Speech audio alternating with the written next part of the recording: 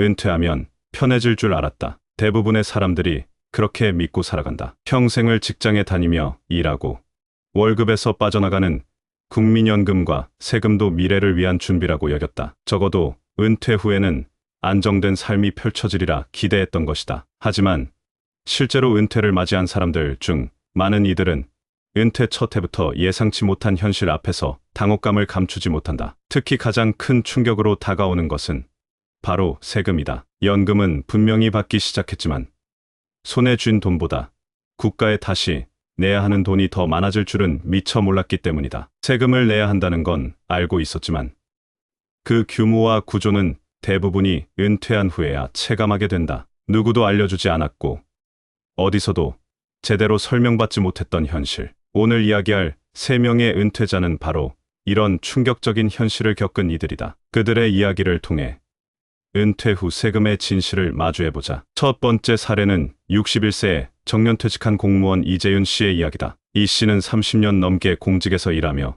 성실히 국민연금과 퇴직연금을 준비해왔다. 퇴직 후에는 매달 약간의 공무원연금과 국민연금을 합쳐 생활비로 충분할 것이라 계산했다. 그러나 첫 연금을 받자마자 예상치 못한 고지서가 날아들었다. 바로 종합소득세 예정고지서였다. 퇴직금 일부는 2연 퇴직소득세가 부과됐고 공무원연금과 국민연금을 합한 금액이 일정 기준을 초과하면서 건강보험료 또한 대폭 인상되었다. 여기에 연금소득세까지 더해지니 첫 달에 받은 연금보다 각종 공제액이 더 많았다. 이 씨는 연금이 생활비가 아니라 세금비가 될 줄은 몰랐다고 허탈한 웃음을 지었다. 그는 그제야 연금소득도 세금 대상이며 일정 수준 이상이면 누진과 세가 적용된다는 사실을 실감하게 되었다. 미리 세금 시뮬레이션이라도 해봤다면 준비할 수 있었을 텐데 그는 아무런 정보도 없이 퇴직 후 세금의 벽에 막혀버렸다. 두 번째 사례는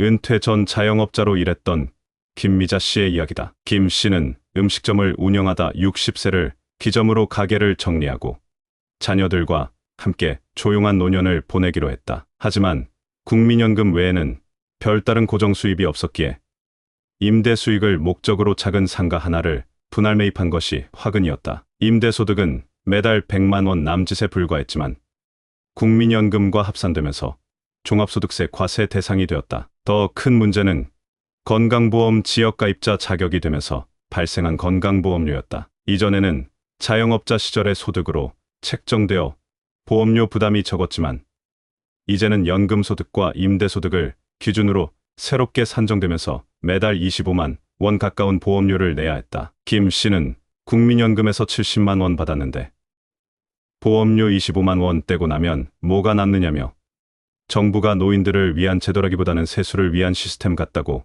분통을 터뜨렸다. 특히 자녀 명의로 상가를 등록했더라면 보험료 부담을 피할 수 있었을지도 모른다며 이제 와서 절세라는 단어를 배우는 현실이 씁쓸하다고 말했다. 세 번째 사례는 대기업에서 조기 퇴직한 후 퇴직금을 활용해 주식과 펀드에 투자해 온 이정훈 씨의 경우다. 58세에 은퇴한 이 씨는 60세가 되어 국민연금을 수령하기 시작했다. 그간의 금융소득은 1년에 몇백만 원 수준이었고 수익이 날 때만 세금을 내면 되는 것으로 알고 있었다. 그러나 그는 61세가 되던 해 금융소득 종합과세 대상이 되면서 세무서를 다녀야 했다. 국민연금, 금융소득, 소액의 임대소득까지 더하니 연간 종합소득이 기준을 넘긴 것이다. 문제는 여기에 붙는 건강보험료 인상이다. 금융소득에 대한 보험료 부과는 없다고 생각했지만 종합소득 자체가 커지면서 지역가입자 보험료가 조정되었고 이자소득에도 일부 간접적인 영향이 미쳤다. 결국 그는 연금에서 90만 원을 받고도 세금과 보험료로 50만 원 가까이 빠져나가는 구조를 감당해야 했다. 이 씨는 국가가 나를 돈 버는 기계처럼 바라보는 것 같았다.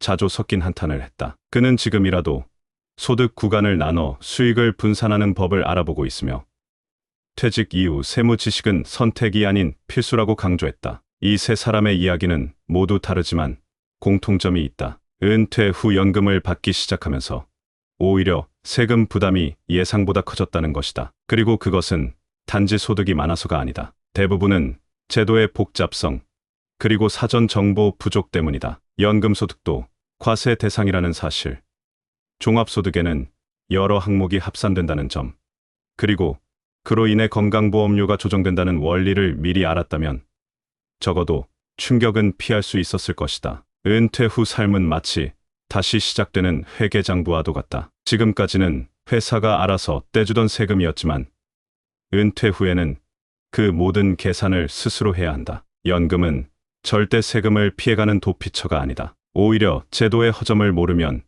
연금이 오롯이 생활비로 쓰이지 못하고 국가에 다시 회수당하는 형국이 되는 것이다. 그럼에도 불구하고 많은 사람들은 여전히 연금은 세금 안 낸다는 막연한 믿음을 갖고 있다. 문제는 이 믿음이 현실과 충돌할 때 그 파장이 상당하다는 데 있다. 따라서 은퇴를 앞둔 이들이라면 지금이라도 반드시 해야 할 일은 세금 시뮬레이션이다. 내가 받을 연금, 보유한 자산, 발생 가능한 소득을 모두 합쳐보아야 한다. 보험료는 어떻게 부과될지, 종합소득세는 얼마가 될지, 혹시라도 추가 고지서가 날아들지 검토해야 한다. 그리고 불리한 조건이라면 사전에 분산 전략을 세우거나 전문가와 상담해 절세 방안을 마련해야 한다. 정보는 곧 생존이다. 은퇴는 끝이 아니라 또 다른 경제 전쟁의 시작일 수 있다. 아무 준비 없이 그 전장에 나섰다간 그간 성실하게 살아온 노력이 세금이라는 이름으로 무너질 수도 있다. 지금도 늦지 않았다. 연금이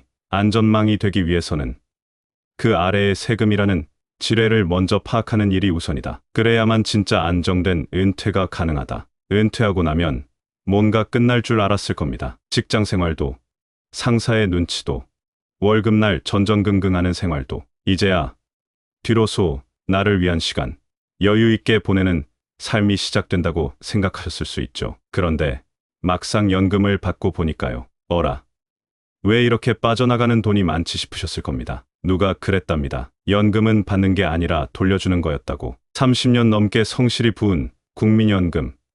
이제 겨우 한 달치 받아봤더니 세금이 먼저 손부터 내밉니다. 이게 지금 은퇴자들이 가장 많이 겪고 있는 현실입니다. 아무도 알려주지 않았고 누구도 친절히 설명해주지 않았던 은퇴 후 세금의 역습. 이걸 피해가려면 적어도 미리 알고 준비하는 것밖에는 없습니다. 자, 이제 하나씩 짚어봅시다. 먼저 가장 많은 분들이 놓치시는 부분이 바로 연금 소득도 과세 대상이라는 점입니다. 많은 분들이 오해하시는 게 있어요. 국민연금이나 공무원연금은 이미 낼 거 다 내고 받는 돈이니까 세금 걱정은 안 해도 된다고요. 하지만 그렇지 않습니다. 연금도 일정 수준 이상을 받으면 종합소득세 대상이 됩니다. 특히 다른 소득이 조금이라도 더 있다면 연금과 합쳐서 종합소득으로 분류돼 과세가 붙습니다. 은퇴자분들이 부업으로 하는 강의료, 자문료, 혹은 소액의 임대소득이 여기에 포함됩니다. 심지어 예금이자나 배당도 포함됩니다. 여기에 해당되면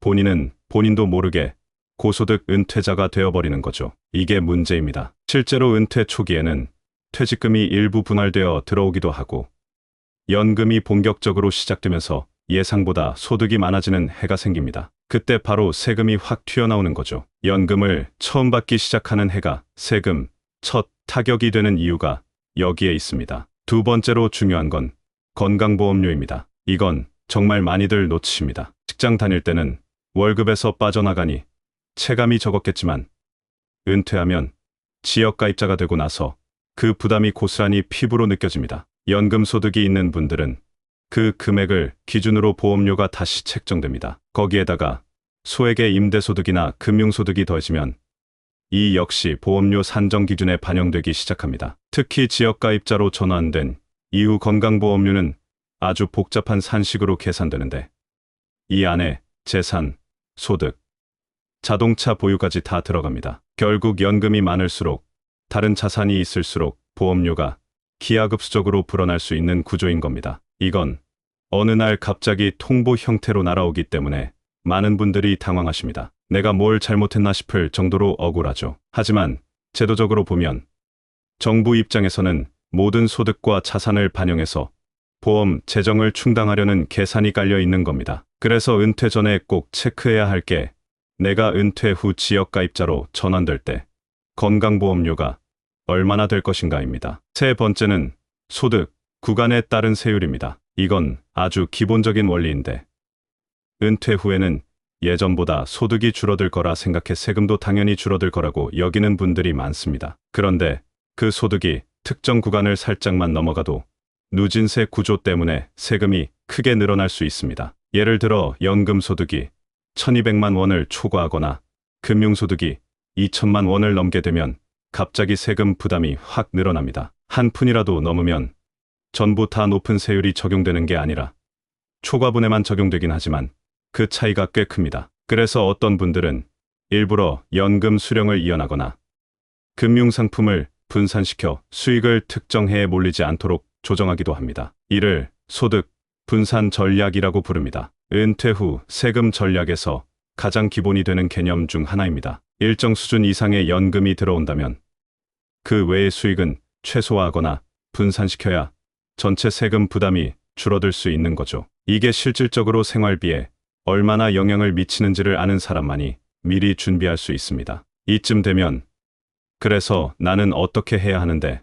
하고 물으실 겁니다. 핵심은 사전 점검과 시뮬레이션입니다. 은퇴를 앞두고 있다면 먼저 국민연금 예상 수령액을 확인하고 내가 보유한 금융자산에서 발생할 소득을 대략 추산해 보는 겁니다. 여기에 부동산 임대소득, 부업소득이 있다면 그것까지 다 포함해서 종합소득 합계를 계산해 봐야 합니다. 이게 대략 얼마쯤 될지를 알면 그에 따라 종합소득세가 얼마나 나올지 시뮬레이션을 돌려볼 수 있습니다. 또 하나 중요한 건 건강보험공단 홈페이지나 지사에 직접 문의해서 은퇴 후 지역가입자로 전환될 때 보험료가 얼마나 될지를 미리 확인하는 겁니다. 이건 단순히 소득뿐 아니라 부동산, 자동차까지 반영되니 전문가와 함께 확인하는 게 좋습니다. 이런 기본 작업을 해두면 최소한 세금 쇼크는 피할 수 있습니다. 그리고 마지막으로 꼭 드리고 싶은 말씀이 있습니다. 은퇴는 단순히 일을 그만두는 게 아닙니다. 새로운 재정 계획의 시작입니다. 지금까지는